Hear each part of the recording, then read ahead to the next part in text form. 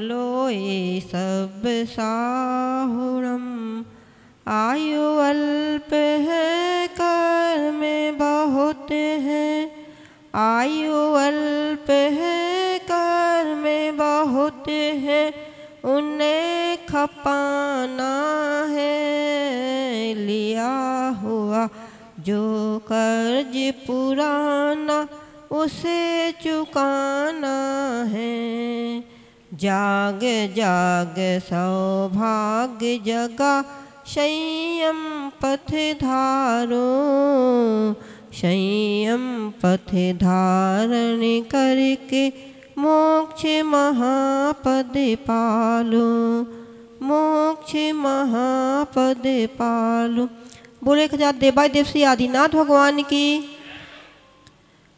मूलनायक भगवान श्री सुपारसनाथ भगवान की, अंतिम शासनायक भगवान श्री महावीर स्वामी की, परम पूज्य आचार्य भगवान श्री गुरु नाम गुरुआचार्य भगवान श्री आदि सागर महावीर कीर्ति विमल सागर सरमती सागर विराग सागर विशुद्ध सागर जी महामुनिराज की जय। स्वर्ग न देखा मोक्ष न देखा, बस तुमको देखा। स्वर्ग मोक्ष मिल गया धरा पर जब तुमको देखा। बहे अपूर्व आनंद हुआ है बड़े कल्पना से, मेरा जीवन सफल हुआ है गुरु वंदना से। मेरा जीवन सफल हुआ है गुरु वंदना से। परम पूज्य आचार्य भगवान श्री सुंदर सागर जी महाराज की, परम पूज्य आचार्य भगवान श्री विभव सागर जी महाराज की जय हो। 3 कम 9 करोड़ महामुनिराजों की जय हो। द्वादशांग जिनवाणी माता की जय। उत्तम तप धर्म की जय। आचार्य भगवान चरणों में नमोस्तु। सभी मुनिराज बोले समस्त आचार्य संघ की जय। वंदन। आज उत्तम तप 10 धर्मों में 7वें नंबर पर है। क्यों है 7वें नंबर पे? तत्व 7 होते हैं जो जीव से शुरू होते हैं और मोक्ष पे समापन हो जाते हैं। तो यदि जीव तप ना करे तो क्या मोक्ष मिलेगा?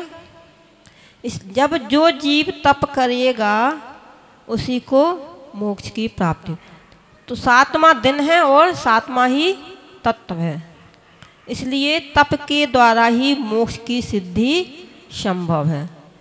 तप शब्द 2 शब्दों से बना है, ता और ता माने तपाना, पा माने पाप से।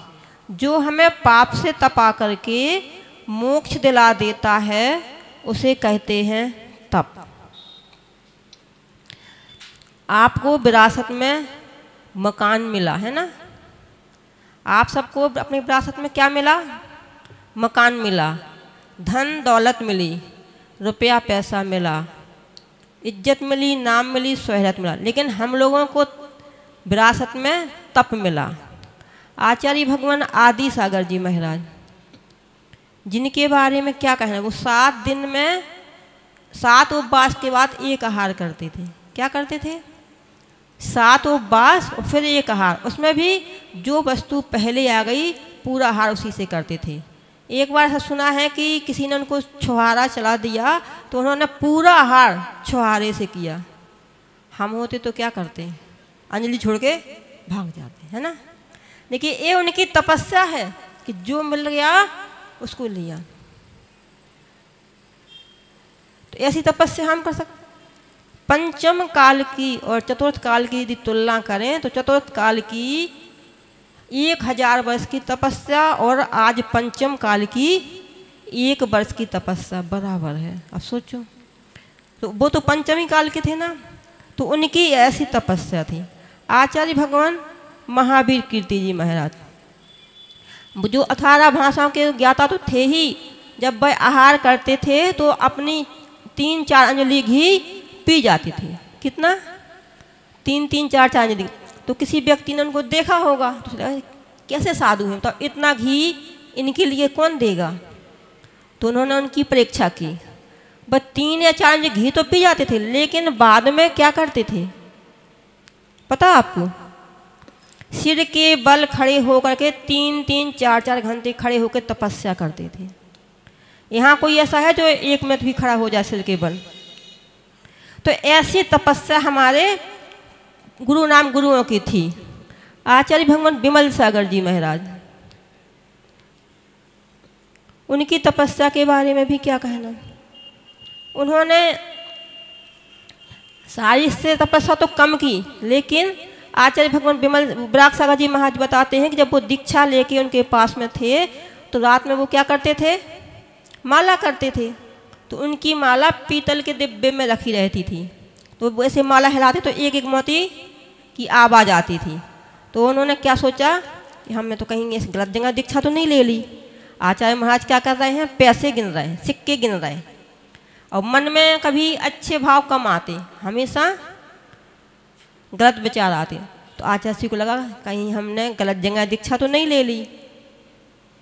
जब उन्होंने देखा कि रात में 12 बजे 8-9 बजे सो जाना और 11 से 12 के बीच में जग जाना, यदि हमारी नींद पूरी नहीं हो तो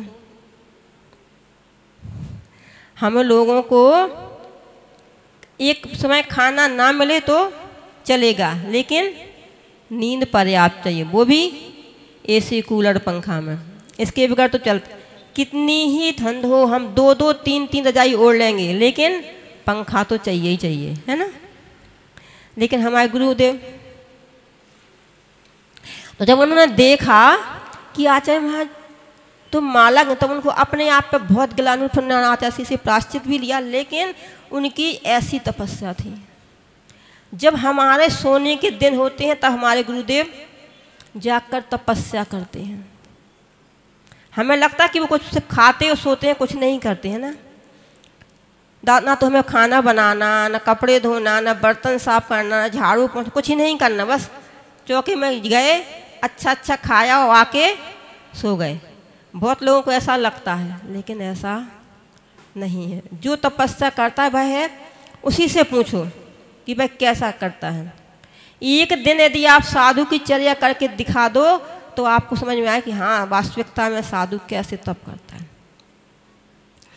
आचार्य भगवान सन्मति सागर जी महाराज, उनकी तो हमने अपनी आँखों से देखा। जब 97 का चतुर्मास हमारे नगर में हुआ था, उस समय वह 1 आहार 1 उपवास, दूसरे महीने में 1 आहार 2 उपवास, तीसरे महीने में 1 आहार 3 उपवास, चौथे महीने में 1 आहार 4 उपवास, ये तो करते।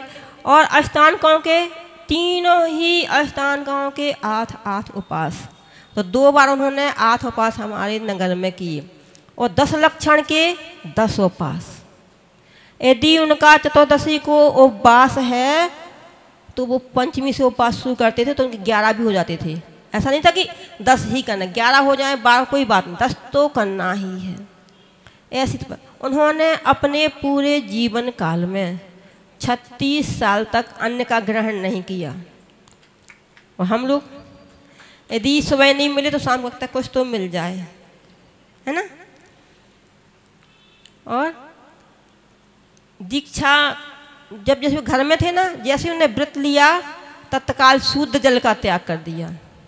इन बच्चों से बोलो कि तुम्हें एक दिन बाजार का नहीं खाना, कैसे चलेगा। और उन्होंने तो ब्रह्मचारी व्रत लेते ही तत्काल शुद्ध जल का त्याग कर दिया। तो उनकी तपस्या के बारे में हम क्या कह सकते हैं। उनके बारे में बोलना तो ऐसा ही है कि हाथ में दीपक ले लो और देखो कितना उजेला है। हम उनके गुणों को ना तो गा सकते हैं ना बता सकते हैं, बस अपने मन में ही ध्यान कर सकते हैं उनका। तो और आचार्य भगवान को जब हमारे घर नगर में आचार्य भगवान ने सन्मति सागर महाराज जी ने पंच कल्याणक कराया, तो मौसम विभाग ने बोल दिया कि 3 दिन तक तीव्र बारिश होगी। और पंच कल्याणक शुरू, क्या करें। लोगों के मन में तो दुख इतना बड़ा पंडाल बनाया, सब कुछ किया, कैसे होगा। आचार्य से बोले आप लोग आराम से जाओ, अपनी क्रियाएं करो, जब तक पंच कल्याणक होगा 1 बूंद भी पानी यहाँ नहीं गिरेगा। आसपास कहीं गिरे कोई पता नहीं हमें, लेकिन इस प्रांगण में और इस जगह पे कहीं भी पानी। और पंचकल्याणक हमने अपनी आँखों से देखा। बहुत नंदीश्वर का पंचकल्याणक था, तो खूब सारी प्रतिमाएँ थीं। सानंद संपन्न हुआ, पानी की एक बूंद भी नहीं गिरी। तो ऐसी आचार्यों की तपस्या देख करके हमें भी उनसे कुछ प्रेरणा लेनी चाहिए। और अब आचार्य श्री को तो आप देख ही रहे हैं। अभी आपको माता जी बताया कि उन्होंने पंचमेरु के 5 साल तक 5 उपवास किए, अष्टांग के तीनों अष्टांगों के 8 साल तक 8 उपवास किए, और 10 लक्षण के 10 उपवास चल ही रहे हैं। और अष्टांग के उपवास समाप्त होने के बाद भी बीच बीच में 2 से 3 बार तो हमने ही देख लिया 4 साल में 8 उपवास कर लिए। वो तो पूरे हो ही गए थे तीनों शाखाओं के, लेकिन अभी भी 2 बार 3 बार देखा हमने 8 उपवास किए। तो इनकी साधना, इनकी तपस्या के बारे में हम क्या कह सकते हैं। तप के बिना संसार का कोई भी कार्य संभव नहीं है। जो आप पूजा कर रहे हैं ना, ये भी तप है। जो हम बोल रहे हैं ना, ये भी तप है। आप सब यहाँ बैठे हो, वह भी तप है। एक दुकानदार ग्राहक चला रहा है, वह भी तप कर रहा है ना। और एक वकील केस लड़ रहा, वह भी तप है। लेकिन ये सब तप कैसे हैं? दिखावे हैं। इस तप से हमारे कर्मों की निगरानी, यदि हमने यही पूजन सच्चे मन से की तो उसका हमारे कर्मों की निजरा होगी। और यदि हमने जाना है, पूजा करना है, माता जी को तो माता जी ने नियम दिया 10 दिन तक पूजा करनी ही है, तो जाना ही है, तो इससे हमारे कर्मों की निजरा नहीं हो।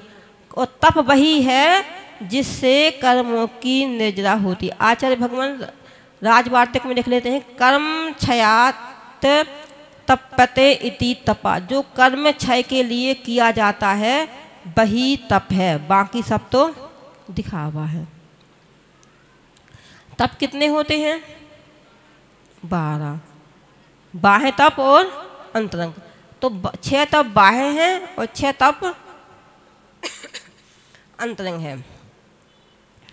तपस्या के बिना मोक्ष संभव है क्या? आप चाहो कि हमें आम खाना है, और जब आपको आम खाना है तो वह आम कैसे मिलेगा? आपको आम के लिए बाजार तक जाना पड़ेगा। एक आंटी कल रात में बोल रही थी, माताजी इस पंचम काल में जब मोक्ष है ही नहीं तो गुरुदेव इतनी साधना क्यों करते? नहीं करनी चाहिए, पानी पी के भी उपवास कर सकते। यदि आपको शिखर जी जाना है, आप यदि रिजर्वेशन नहीं करवाओ, टिकट नहीं बनवाओ, तो क्या आप शिखर जी जा सकते? क्यों? जब पंचम काल में मोक्ष, तपस्या ही नहीं करनी चाहिए। यहीं बैठ जाओ, आप सोच लो कि हमें शिखर जी जाना, तो आप पहुंच जाओगे। नहीं जा सकते ना। यदि आप चाहो कि हमें रसगुल्ला खाना है और मिल जाए, मुंह खोलो, रसगुल्ला मुंह के अंदर, हो सकता क्या? संभव नहीं संभव। तो उसके लिए या तो हमें बनाना पड़ेगा या बाजार से जाके लाना, तभी हम रसगुल्ला। इसीलिए गुरुदेव तपस्या करते कि अभी हमें मोक्ष नहीं है, लेकिन आगे चल के हमने जो रिजर्वेशन करा दिया है उसका फल हमें नियम से, जैसे ही रिजर्वेशन के बाद हम ट्रेन में बैठेंगे, शिखर जी पहुँचेंगे, तभी वंदना होगी। तो ऐसे ही अभी हम तप करेंगे, आगे जाके देवगति में रुकेंगे, वहाँ जाके फिर पुनः मनुष्य जन्म लेंगे, वहाँ आके तपस्या करेंगे और मोक्ष को प्राप्त कर लेंगे। जो 12 प्रकार के तप हैं उन्होंने अनशन तप है पहला। कौन सा है? अनशन। तो आप सब भी अनशन कर रहे हैं, गुरुदेव भी अनशन कर रहे हैं, और जो बाहर बैठते हैं ना चौराहे पर, वो भी अनशन करते।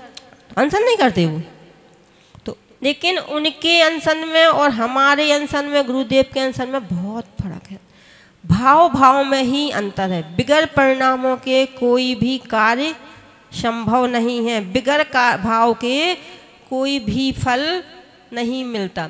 जो बाहर अनशन कर रहा है वह तो मात्र भूख तो सहन कर रहा है, लेकिन अपने कार्य करवाने के लिए, और जो हम अनशन कर रहे हैं वह मोक्ष की प्राप्ति के लिए।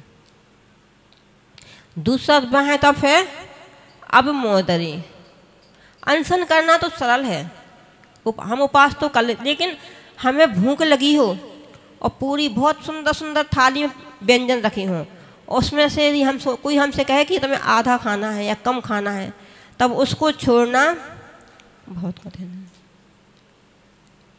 जब हमारे सामने हमारी मनपसंद भोजन रखा हो और उसमें से भी कुछ कम खा के आ जाना, ये तो उपवास से भी कठिन है। तीसरा है रस परित्याग, है ना। जो रस परित्याग है उसमें 6 रसों में से किसी भी एक रस का त्याग कर देना, 2 रस का त्याग कर देना, 3 रस का त्याग कर देना, 4 रस का त्याग कर देना, 5 रस या 6 रस का त्याग कर देना। जब हम भोज आहार करने गए, हमें देखा नहीं आज हम घी का त्याग करते हैं, सारी वस्तुएं घी की थीं और उसमें से भी हमने घी का त्याग कर दिया। अब हम क्या खाएं? अब आपको लगता है हम क्या चलाएं, लेकिन जो है वो चला दो प्यार से और हम भी अच्छे आराम से खा के आ जाएं, है ना। तो आप लोगों को क्या लगता है? नहीं, जितना हमने बनाया है पूरा हमें चलाएं। चौथा है वृत्ति परिसंख्यान, कोई विधि लेके निकल जाना कि हम इस घर तक जाएंगे, इस व्यक्ति से पढ़ेंगे, इस विधि से पढ़ेंगे, और यदि विधि नहीं मिले तो फिर क्या करना? उपवास करना। जी उससे भी कठिन है। हम गए तो इच्छा तो बनाई थी कि मैं भूख लगी है, हम आहार करने जा रहे हैं, लेकिन विधि नहीं मिली। 5वां तप है विविक्त संयासन, एकांत में ध्यान करना, संसान भूमि में ध्यान करना। 6वां है काय कलेश, खड़े होकर के शरीर से सालों साल की तपस्या। भगवान बाहुबली ने 1 साल तक काय कलेश किया, काय कलेश तप किया, है ना। उनके शरीर में बामियाँ हो गई, शरीर पे बेले चढ़ गई, लेकिन उनके मन में एक बार भी ये नहीं है कि हमें क्या हो रहा है। वो तो अपने ध्यान में मग्न थे। और 6 हैं अंतरंग तप, प्राश्चित, विनय, वैयावेद, स्वाध्याय और कारुसक। इसके बारे में अपन आचार्य से सुनेंगे, है ना। वो परम आचार्य भगवान श्री सुंदर सागर जी महाराज की